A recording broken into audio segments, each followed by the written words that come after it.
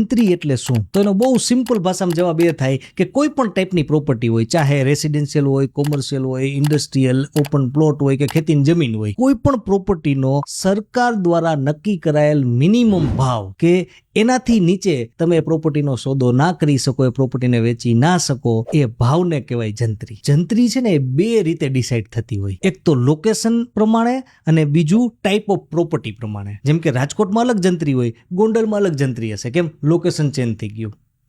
એ જ પ્રમાણે type of property પ્રમાણે પણ ચેન્જ થાય. ફોર એક્ઝામ્પલ, રાજકોટમાં એક જ સોસાયટીમાં એક રેસિડેન્શિયલ પ્રોપર્ટી છે અને બીજી કોમર્શિયલ પ્રોપર્ટી છે, તો એ બેયની જંત્રી અલગ અલગ હશે.